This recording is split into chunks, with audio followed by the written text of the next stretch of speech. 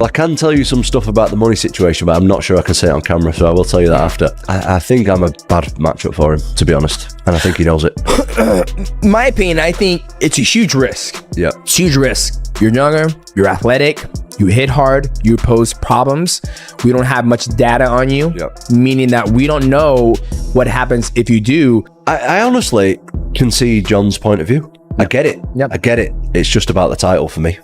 I just want the title, that's it. Jon, in my opinion, if you look at his body of work over the last 15 years, he's like as close as you can get to perfection as possible. He's like 37, 38 years old, but not only that, he's got a million miles on the clock. So he's got a lot of damage on the body. He's took a lot of shots to the head. And that's not me saying anything negative about it. That's the reality of it. And I'm sure Jon Jones is aware of that. And he's fighting one of the most concussive punchers in UFC history. And I just think I can exploit it. Like, I think to get out the way of me for 25 minutes at this point in his career without getting hit once, and that's all I need is just one, I think that's going to be very difficult for anybody. The pound for pound debate rages on. Dana White, whenever he gets a chance, he'll tell you Jon Jones is the man. Other people say he's not active enough, and you're in a position to comment on that. What do you think? What is this pound for pound bull? It's a load of rubbish. It's like saying it just doesn't even make sense. Like, don't get me started on that. It's just like, how can you have a pound for pound? What does that mean if everyone's the same size? So how can you compare Demetrius Johnson's style to Brock Lesnar's style and say if they're the same? Like, they've got completely different attributes. It's like, I've got a bulldog, right? It's like saying, right, if my bulldog had a really long neck, it would win a giraffe or the bulldog. Like, it's absolute bullshit. How can you even compare it? It's a lot of rubbish. While Jon Jones has been spending time in Thailand sharing workout videos, enjoying himself, and staying away from an actual title defense, Tom Aspinall believes his prime years are slipping by. From where Aspinall stands, it feels like the UFC is hesitant to push the champion into a matchup that presents a genuine threat. With the heavyweight division stuck in limbo and no confirmed fight date on the calendar, Aspinall's message has shifted. He's no longer just asking for an opportunity. He's demanding clarity. The UFC don't really want Tom to fight anybody else other than Jon Jones. And, you know, they're saying, stay tuned. That's the message they wanted Tom to give out to people. And we had the meeting with Hunter. And they're going to try and fix the fight with Jon Jones, but we're still in April now. Still waiting for this guy to say, I'll have a fight or I'll not have a fight. And I don't really understand that. He's a fighter who should be having fights. Why is he just still sat around, not giving an answer as to whether he's going to fight or not? Tom's done all he can do. You know, he's fought in the middle of the night to defend an interim. He fought for an interim because the fight was on for him to do an interim and he couldn't turn it down. And he won that. What else can he do? He can fight lesser people than Jon Jones, lesser ranked people than Jon Jones, but that means that he may miss the opportunity to fight Jon Jones, which is a massive opportunity. There was nothing subtle about the message. Aspinall has made it clear he's done waiting, openly voicing that his prime is being stalled while the champion continues to avoid a title defense. That irritation has now spread beyond him. Fans, analysts, and other fighters are beginning to question whether Jon Jones is genuinely leading the heavyweight division, or if he's simply holding on to the title without putting it to the test. And of course, it's been pretty interesting, all the stuff that Jon Jones has been saying to the media this week, and I'm sure there's more to come, but check out these. You're beating guys who aren't even champions and you consider yourself a champion. He's not a champion. So Jon said I need to fight more champions, but this is the problem I've got. Jon is the champion and he won't fight me.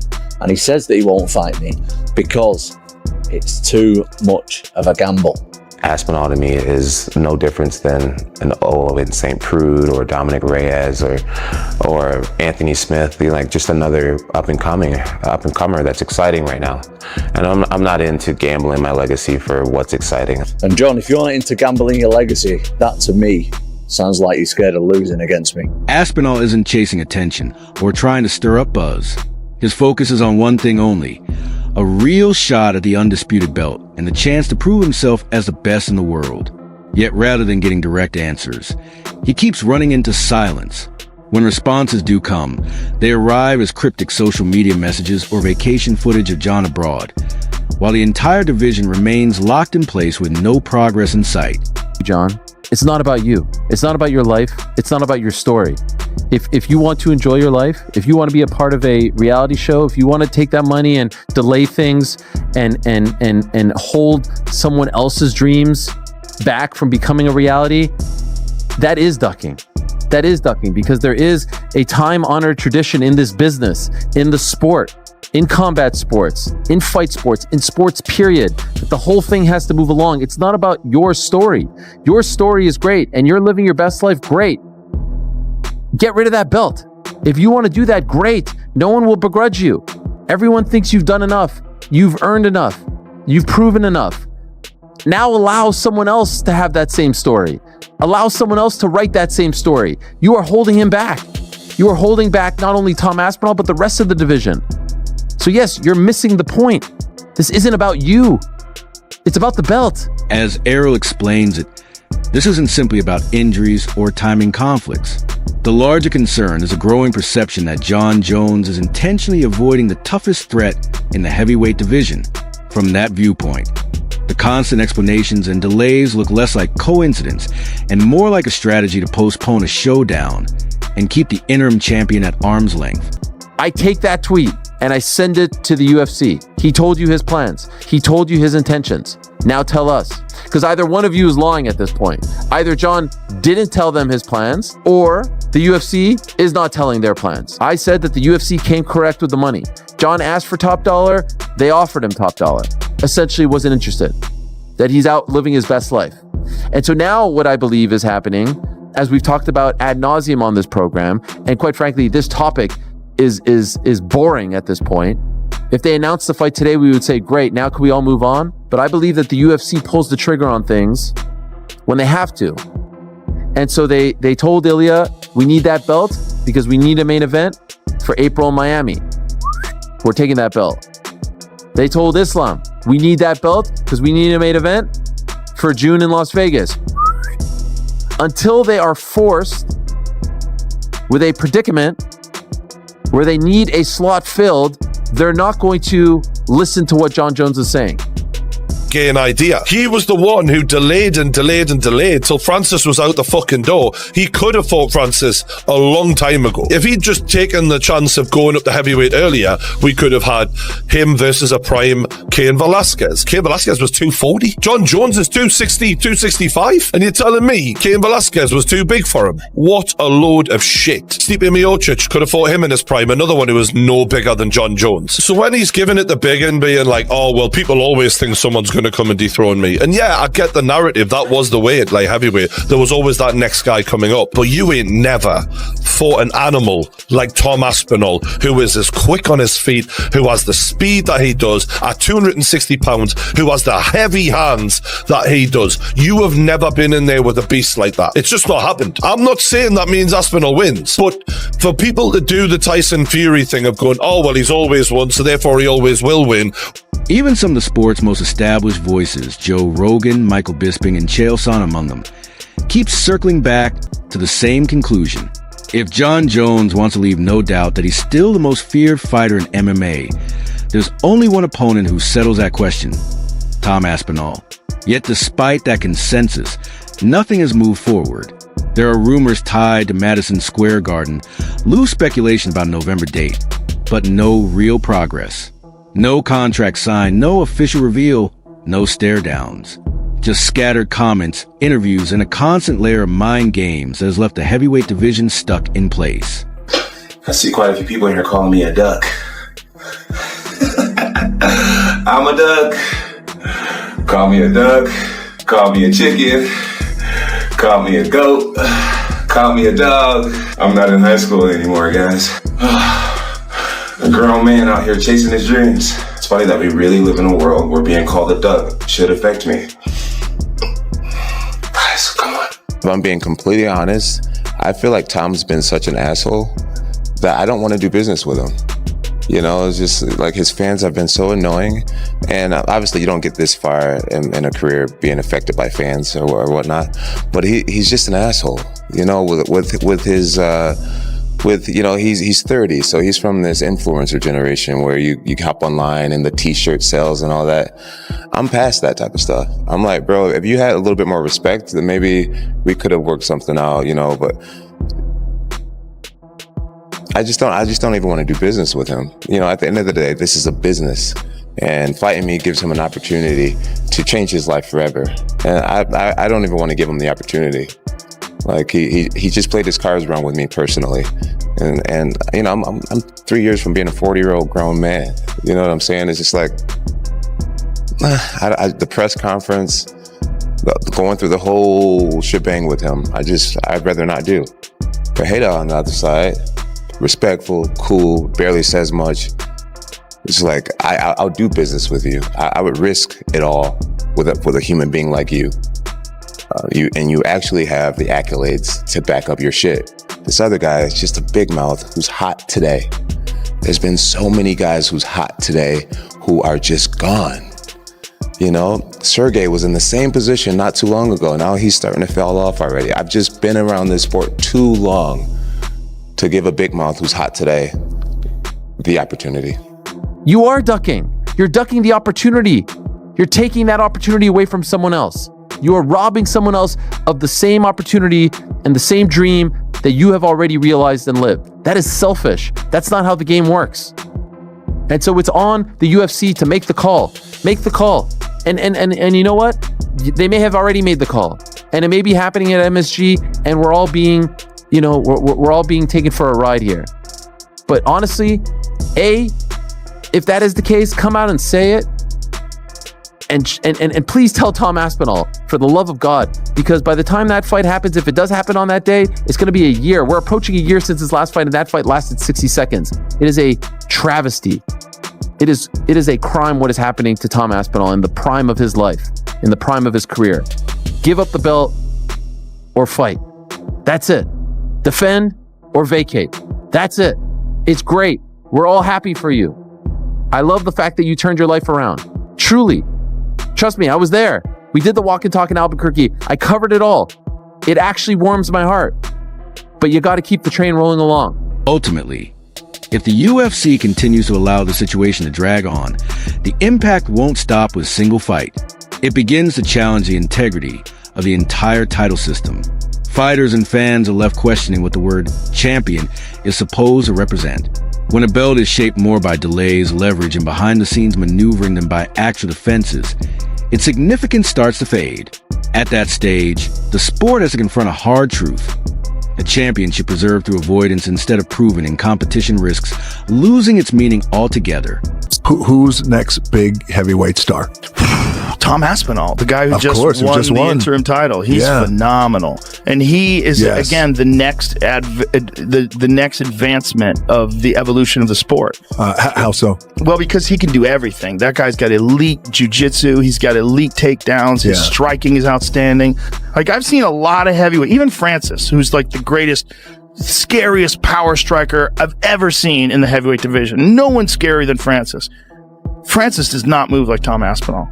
Tom Aspinall is significantly faster than every other heavyweight. That's a real problem because he's a heavyweight and he's a big guy, a really big guy, but he moves so fast. And so his speed has always been like extraordinary compared to other heavyweights. Like, he just fucking moves in. It's all like fast, explosive movements. So he's got natural speed, but then he's also got a lot of training to execute quickly. So when he moves in, he closes the gap. You can see like he's fast for a big guy. Right.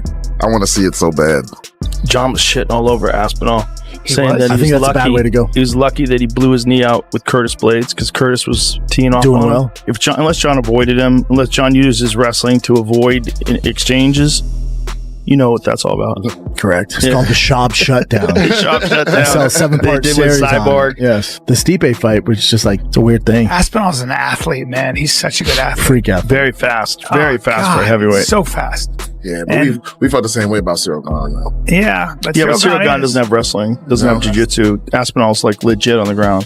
Very legit on the ground. So legit that his dad owned a jiu-jitsu gym. His dad's a black belt. He started doing jiu-jitsu at 2. Yeah, I'm interested to see how Aspinall is past the first round, right? Because we've seen him. He looks so fast. You're like, nobody moves like him. He looks like a younger Kane. Right. But he just keeps knocking these guys out so quick. So I'm like, let me see him past the first round to see if he has that cardio as well.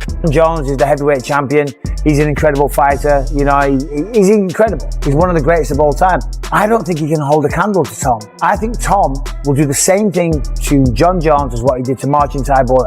I don't think there's anyone that can stop Tom Aspinall. He's that good. He's that switched on. And he's just a great guy as well. That's precisely what makes this potential showdown so massive if it ever materializes. The pressure surrounding it, the unresolved buildup, and everything hanging in the balance could elevate it beyond any fight the UFC has staged before. The question remains unanswered.